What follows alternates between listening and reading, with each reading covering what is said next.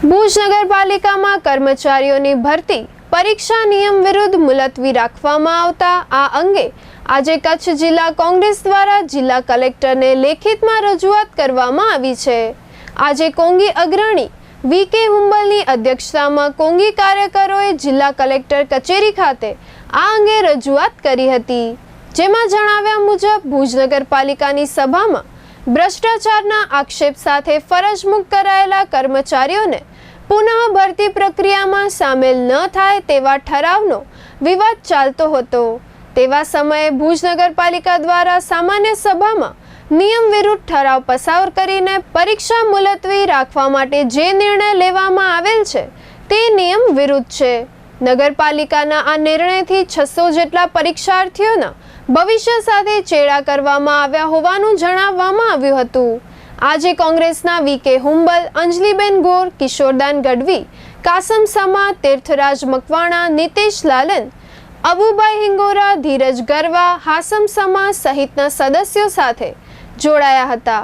વી.કે. હુંબલે આ અંગે ચંચળ ન્યૂઝ સાથે વાત કરી હતી। આપણે સૌ જોઈ રહ્યા છીએ, ગુજરાતમાં ભાજપની સરકાર, કેન્દ્રમાં ભાજપની સરકાર, અને અત્યારે દિવસે દિવસ યુવાનો, શિક્ષિત યુવાનો બેરોજગાર બનતા જાય છે।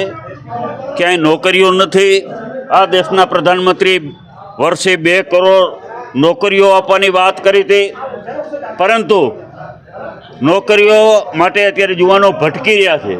પરંતુ લાંબા સમય પછી ભુજ નગરપાલિકાએ એવું નક્કી કર્યું કે આપણે 9 થી 10 ભરતીઓ કરવાની, એના માટે તમામ કાર્યવાહી થઈ।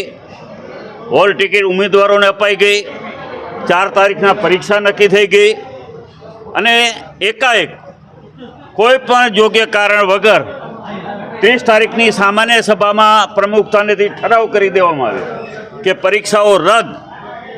આનું કારણ શું? આજે આ યુવાનો સાથે, શિક્ષિત યુવાનો સાથે મજાક છે। તમે એક તો નોકરીઓ આપી શકતા નથી, અને નોકરીઓ માટે જ્યારે તમામ યુવાનોએ તૈયારી કરી લીધી હોય અને તમે કોઈ પણ યોગ્ય કારણ વગર નોકરીઓ રદ કરી નાખો। આ દેશમાં કોઈ એવી પરિસ્થિતિ નિર્માણ નથી થઈ કે તમારે પરીક્ષા રદ કરવી પડે, તો આના પાછળનું કારણ શું?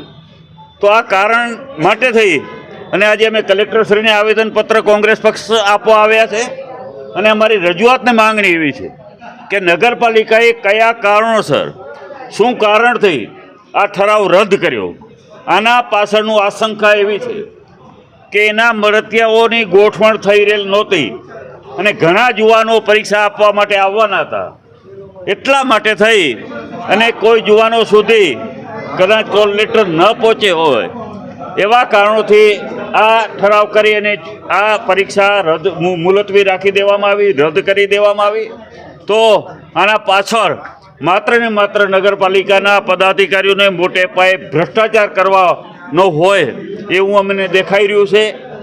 તો આજે મેં કલેક્ટરશ્રી પાસે એ માંગણી લઈને આવ્યા છીએ કે જ્યારે આ તમામ કાર્યવાહી છે એ મુખ્ય કમિશનર શ્રી નગરપાલિકાની ગાંધીનગર કચેરી અને રાજકોટ કચેરીની જ્યારે કરવાની હોય ત્યારે આવા અધિકારો કોને આપ્યા? એને અધિકાર જ નહોતો પરીક્ષા રદ કરવાનો, મુલતવીનો કરવાનો આદેશ કોણ આપી શકે? આ પણ એક તપાસનો વિષય છે। તો અમે આજે કલેક્ટરશ્રીને મળી અને આવેદનપત્ર એટલા માટે આપ્યું છે કે આની તપાસ થાય, અને યુવાનો સાથે જે ક્રૂર મજાક થઈ રહી છે એની પર તપાસ થાય। યુવાનોમાં એકદમ નિરાશા આવેલી છે। કચ્છ અને ગુજરાતના યુવાનો સાથે જે આ ભારતીય જનતા પાર્ટી જ્યારથી સત્તામાં આવી છે ત્યારથી સતત ક્રૂર મજાક કરી રહી છે, એને ન્યાય મળે અને તાત્કાલિક આના માટે કાર્યવાહી કરી અને જે જવાબદાર નગરપાલિકા, ભુજ નગરપાલિકાના સત્તાધીશો હોય એની સામે કડકમાં કડક કાર્યવાહી થાય। અને હું તો એમ કહું છું કે આના માટે નગરપાલિકાની સત્તા પક્ષની તમામ બોડી, જે ભારતીય જનતા પાર્ટીના ચૂંટાયેલા નગરસેવકો છે, તમામની જવાબદારી બને છે, અને ખરેખર એને અત્યારે સભ્યપદ તરીકે એને કારણ કે એને કાયદાથી વિરોધમાં કામ કરેલું છે, અને એને લઈ અને એને આ તમામ સભ્યપદ નગરસેવકોનું ઉપર રદ કરવું જોઈએ એવી અમારી માંગણી છે।